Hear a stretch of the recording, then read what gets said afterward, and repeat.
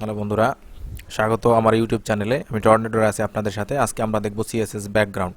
বন্ধুরা, আপনাদের কাছে একটি অনুরোধ আমি রাখবো, সেটা হচ্ছে যে যদি আপনাদের আমার এই সিএসএস এর সিরিজ টিউটোরিয়ালগুলো ভালো লেগে থাকে তাহলে অবশ্যই লাইক করবেন, কমেন্ট করবেন, বন্ধুদের সাথে শেয়ার করবেন এবং অবশ্যই আমার চ্যানেলটি সাবস্ক্রাইব করবেন। চলুন আমরা সিএসএস ব্যাকগ্রাউন্ড আজকে দেখব। সিএসএস ব্যাকগ্রাউন্ডের মধ্যে আমরা ব্যাকগ্রাউন্ড ইমেজ, অর্থাৎ আমরা একটা আমাদের যে ওয়েব পেজ থাকবে সেখানে আমরা কীভাবে একটা ব্যাকগ্রাউন্ড অ্যাড করবো, এটা হচ্ছে আমাদের এই সিএসএস ব্যাকগ্রাউন্ডের আজকের বিষয়। Background position, colour, size, repeat, এই কয়েকটা আমরা সিএসএস ব্যাকগ্রাউন্ড প্রপার্টির মাধ্যমে আমরা দেখবো যে আমরা কীভাবে ব্যাকগ্রাউন্ড অ্যাড করতে পারি। সুতরাং আমরা একটা ইন্ডেক্স ডট এইচটিএমএল এবং একটা স্টাইল ডট সিএসএস আমরা নিয়েছি। এটা আমরা আগে থেকেই ব্যবহার করে আসতেছি। শুরুতে আমি একটু একটা ডিভ নিয়ে নেব। ডিভ নিয়ে ফার্স্ট পেজ বলে একটা ডিভ নিয়েছি এবং এইখানে আমরা ইউনিভার্সাল ট্যাগের মাধ্যমে আমরা কি বলে নেব, ইউনিভার্সাল ট্যাগের মাধ্যমে আমি কিছু বলবো। তবে তার আগে আমি একটা কাজ করে একটু দেখাই যে কেন আমরা ইউনিভার্সাল ট্যাগের মাধ্যমে এই জিনিসগুলো লিখতে হবে। ফার্স্ট পেজে আমি ব্যাকগ্রাউন্ড একটা কালার দিব অ্যাকোয়া, হাইট 100 বিএস এবং ওয়াইড হচ্ছে 100 ভিডব্লিউ। এটা দেওয়ার পরে এটা যদি আমি গো লাইভে যাই,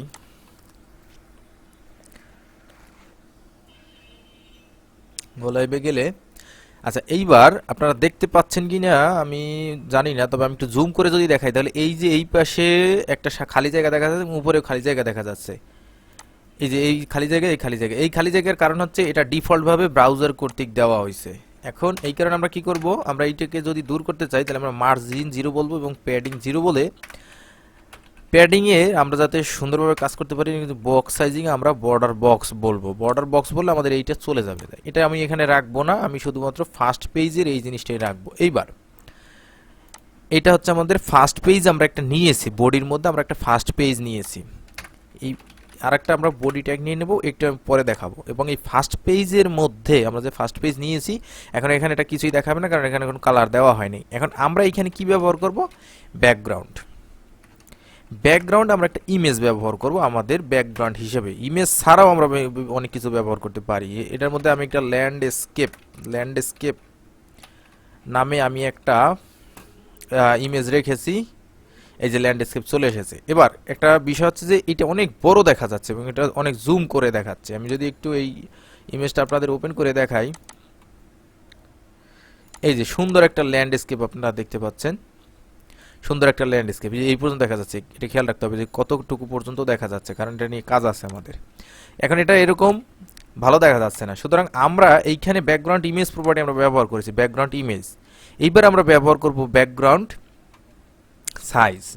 সাইজ প্রপার্টি আমরা ব্যবহার করব। কিভাবে ব্যাকগ্রাউন্ড সাইজ প্রপার্টি ব্যবহার করব, তো ব্যাকগ্রাউন্ড, এই যে ব্যাকগ্রাউন্ড সাইজ আছে, ব্যাকগ্রাউন্ড সাইজে আমরা বলবো কভার। ব্যাকগ্রাউন্ড সাইজ কেন কভার বলবো আমরা, যাতে আমাদের যে মনিটর আছে, আমাদের যে স্ক্রিন আছে, যে কোনো ডিভাইসের, ফোনের হোক বা ল্যাপটপের হোক, কম্পিউটারের হোক, যে কোনো স্ক্রিন আমাদের যে আছে, এই স্ক্রিনের যেন 100% জায়গা এই ইমেজ দখল করে এবং এই ইমেজের যেন রেশিও ঠিক থাকে, অর্থাৎ রেশিও ঠিক রেখে যেরকমভাবেই আমাদের এই সম্পূর্ণ পেজটা যেন দখল করে। এখন এইখানে কভার না দিয়ে এটা আরও ব্যবহার করা যায় কন্টেন্ট। আমি যদি কন্টেন্ট দিতাম তখন কি হতো, কন্টেন্ট দিলে এই ইমেজটা 100% এখানে আসবেই।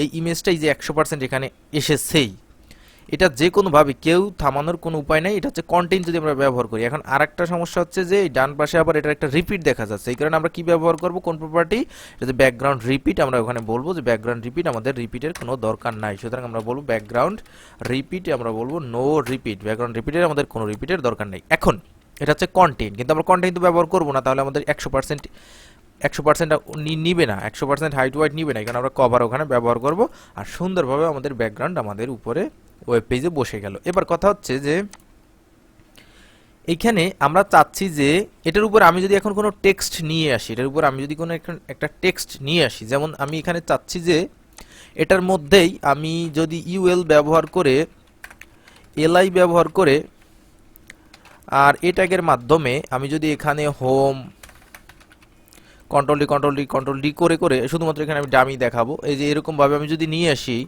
এরপরে আমি যদি এটাকে একটু ডিজাইন দেই, আমি এটাকে একটু ডিজাইন দেব, সেটা হচ্ছে যে ইউএলকে আমি বলবো লিস্ট স্টাইল, ডিসপ্লে ডিসপ্লে আমি বলবো ইনলাইন ব্লক। এটাও আমি বুঝাবো যে ডিসপ্লে ইনলাইন ব্লক মানে কি, সরি এলআই কে বলতে হবে ডিসপ্লে ইনলাইন ব্লক। এলআই কে আমি বলবো ডিসপ্লে ইনলাইন ব্লক, তখন এরকম চলে যাবে। এটা আমি আমরা যখন ডিসপ্লে প্রপার্টি দেখবো তখন আমি এটা বুঝাবো। এবং ইউএল এটা এখন দরকার নাই, ডিসপ্লে ইনলাইন ব্লক। এবং এলআই পরে এতে আমি গিয়ে বলবো, এলআই পরে এতে আমি গিয়ে বলবো যে ফন্ট সাইজ এখানে আমি বলবো 25 পিক্সেল ফন্ট সাইজ। আমি 25 পিক্সেল ফন্ট সাইজ বললে এরকম বড় দেখা যাচ্ছে। এবং আমি একটা দিব প্যাডিং দিব 50 পিক্সেল, চারদিকে আমি একটা প্যাডিং দিয়ে দেবো। তখন এরকম। এইবার আমি এখানে বোঝাতে চাচ্ছি যে আমরা যে উপরে এটা ব্যবহার করতেছি, এই যে আমরা আমাদের লেখাগুলো ব্যবহার করতেছি, এই লেখাগুলো আমাদের সুন্দরভাবে দেখা যাচ্ছে না। এইখানে নিচে সাদা, কিন্তু এই কর্নারে আমরা দেখতে পাচ্ছি না। এর কারণ হচ্ছে যে নিচের যে ব্যাকগ্রাউন্ড আছে, ব্যাকগ্রাউন্ড অনেক বেশি উজ্জ্বল। আমরা এটাকে কি করব, আমরা এটাকে একটু কালার করে দিব। মানে একটা আমরা ওটাকে গ্রেডিয়েন্ট, লিনিয়ার গ্রেডিয়েন্ট বলে। সুতরাং আমরা একটা লিনিয়ার গ্রেডিয়েন্ট যদি ব্যবহার করতে চাই তাহলে লিখতে হবে লিনিয়ার গ্রেডিয়েন্ট, তারপর RGBA, তারপর ফার্স্ট ব্র্যাকেট। এখানে আমরা লিখব 2530.5। এতে একটা কালার চলে আসবে। এটা কালার আপনারা দেখেও নিতে পারেন অনলাইন থেকে, না হলে আন্দাজে করতে পারেন, এটা কোনো সমস্যা না। এখানে আমি 30 দেবো, এখানে 5 বলবো, 0.5 বলবো। মানে এখানে আমি দুইটা কালার মিক্স করতে চাচ্ছি। যে কোনো দুইটা কালার আমি মিক্স করার পরে এইখানে আমার একটা কমা দিতে হবে। কমা দিলে আমাদের এটা চলে আসলো। অর্থাৎ আমি এইখানে এই যে আমাদের ওয়েব পেজটা আছে, আমাদের যে ইমেজটা আছে, এই ইমেজের উপরে একটা লিনিয়ার গ্রেডিয়েন্টের আমি একটা কালার নিয়ে এসেছি। এবার এটা সুন্দর দেখাচ্ছে না, কারণ হচ্ছে উপরে কালার কম্বিনেশনটা আমার সুন্দর হয় নাই। যাক, এটা আমরা একটা সুন্দর কালার কম্বিনেশন আমরা নিতে পারি যদি আমি এখানে একটু চেঞ্জ করে করে দেখি।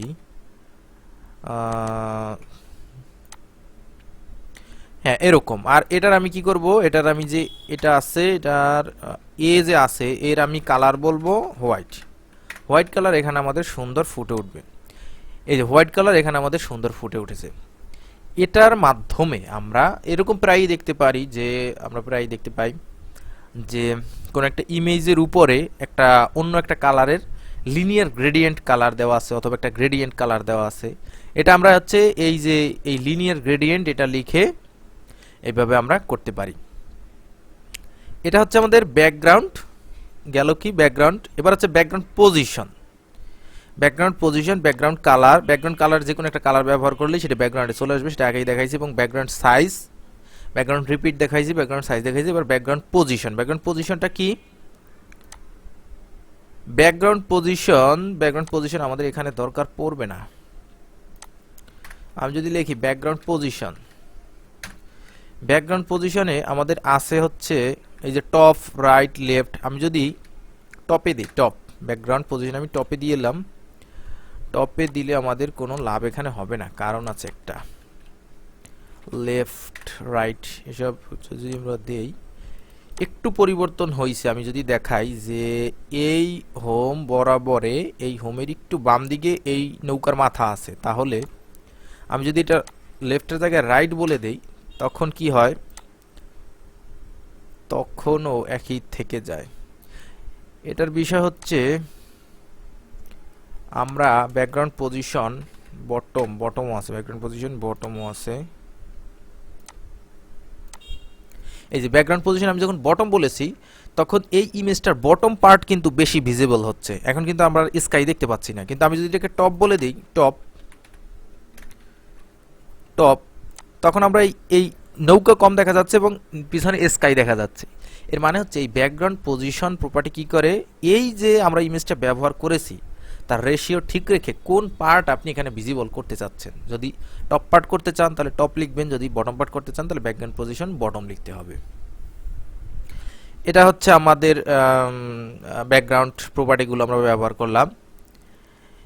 এইবার আমি আরেকটা বিষয় একটু আলোচনা করব, সেটা হচ্ছে যে আচ্ছা, এইখানে আমি এটাকে একটু ইউএল এর মধ্যে ইউএল এর মধ্যে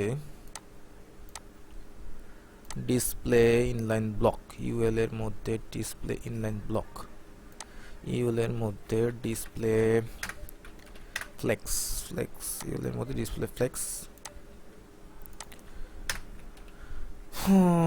ফ্লেক্স লিস্ট স্টাইল নান করে ইউএল এর ডিসপ্লের মধ্যে হচ্ছে ফ্লেক্স, তারপরে যে ফ্লেক্স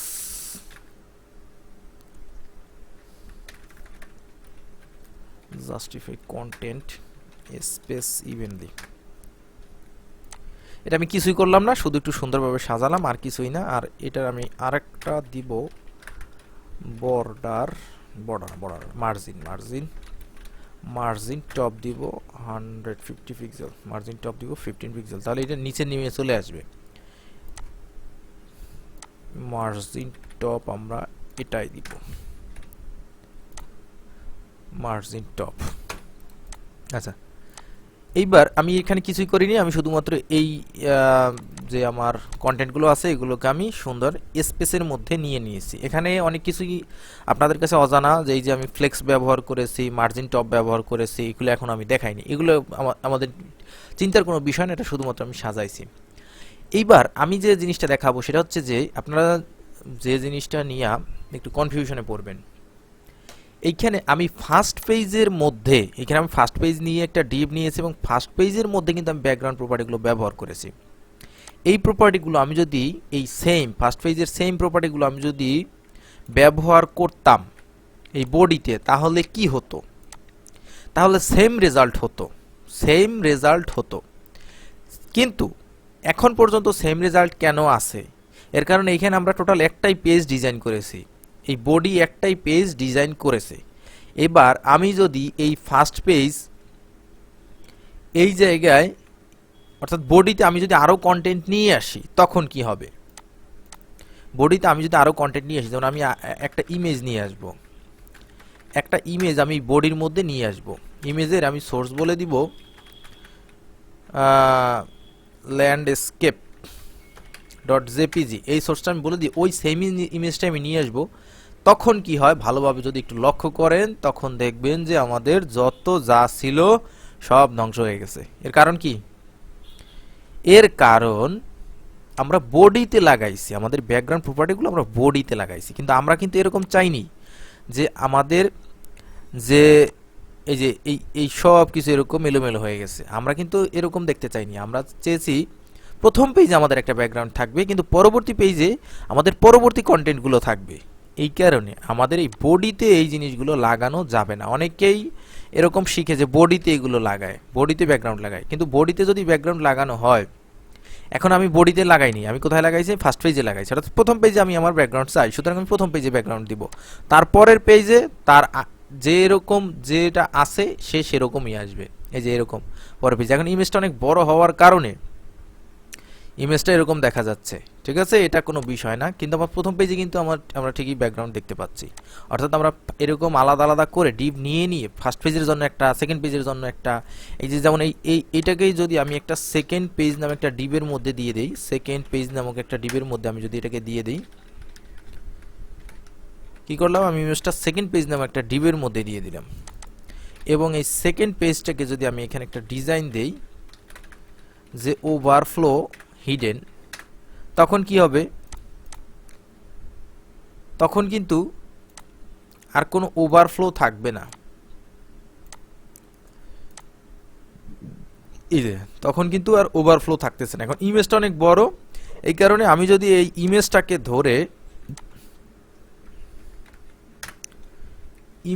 আমি ধরে যদি বলি ম্যাক্সিমাম হাইট, ম্যাক্সিমাম ওয়াইড বললেও হবে, ম্যাক্সিমাম ওয়াইড 100 VW, আর ম্যাক্সিমাম আমি যদি হাইট বলি 100 VH, তখন কি হবে? তখন কিন্তু ইমেজটা ছোট হয়ে যাবে, যেমন ওর যা হাইট আছে ওয়াইড আছে সেটাই নেবে। আর এখানে ইমেজটা আসলে অনেক বড় হওয়ার কারণে ওখানে বাইরে বের হয়ে যাচ্ছিল। এখানে আমার প্রতিপাদ্য বিষয় এটাই যে শেষ পর্যন্ত আমি বলতে চাই যে আমরা যখন এই ব্যাকগ্রাউন্ড কোনো প্রপার্টি কোনো কিছুর উপরে ব্যবহার করব, তখন আমাদের অবশ্যই সেটা এরকম ডিভ নিয়ে নিয়ে ব্যবহার করতে হবে, তাহলে আমরা সহজে করতে পারবো। ফার্স্ট পেজের জন্য আলাদা, সেকেন্ড পেজের জন্য আলাদা, যদি আমাদের একটা ইমেজ আমরা ব্যাকগ্রাউন্ডে ব্যবহার করতে চাই। এই হচ্ছে আমাদের মোটামুটি ব্যাকগ্রাউন্ড প্রপার্টি। এটার বাস্তব আমি একটা উদাহরণ দেখালাম, কিন্তু পরবর্তীতে আমরা যখন প্রজেক্ট করব তখন এটা আমরা আরও সুন্দরভাবে শিখতে পারবো। যে ব্যাকগ্রাউন্ডে আমাদের অনেক সমস্যা আসবে, সেগুলো আমরা পরবর্তীতে দেখব। কিন্তু অবশ্যই আমার চ্যানেল কিন্তু সাবস্ক্রাইব করতে হবে যদি আমার ভিডিও ভালো লেগে থাকে। ধন্যবাদ।